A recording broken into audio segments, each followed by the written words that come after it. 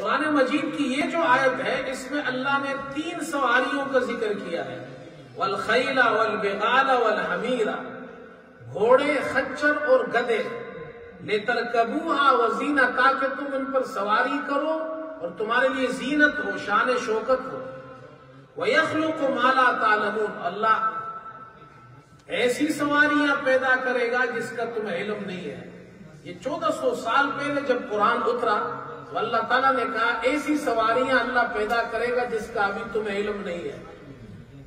پاکستان میں مفتی شفیع صاحب رحمت اللہ علیہ، مفتی اعظم پاکستان، بہت بڑے عالم دین گزرے ہیں، وہ فرماتے ہیں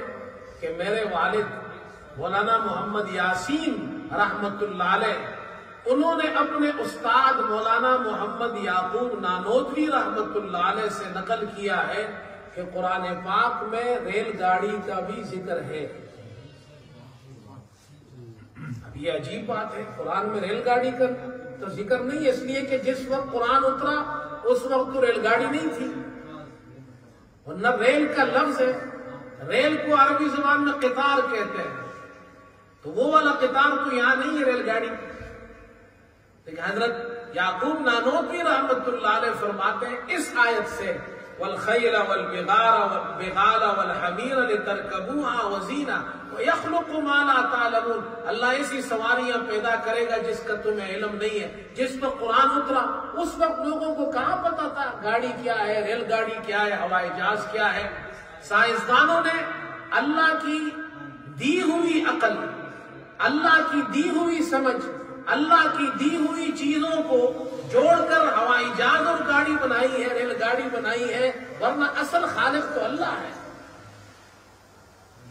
تو قرآن میں ریل گاڑی کا بھی ذکر ہے، اس کا مطلب یہ ہے قرآن میں ہوائی جہاز کا بھی ذکر آ گیا، اس لیے کہ اللہ فرما رہے ہو اللہ ایسی سواریاں پیدا کرے گا جس کا تمہیں علم نہیں۔ اس وقت ان کو علم نہیں تھا اس وقت، اور اللہ پاک اگر اس وقت مثال کے طور پر اللہ یہ کہتے ہیں کہ اللہ جہاز پیدا کرے گا، ریل گاڑی پیدا کرے گا، 1400 سال پہلے والے لوگ پریشان ہو جاتے جہاز کیا ہوتا ہے،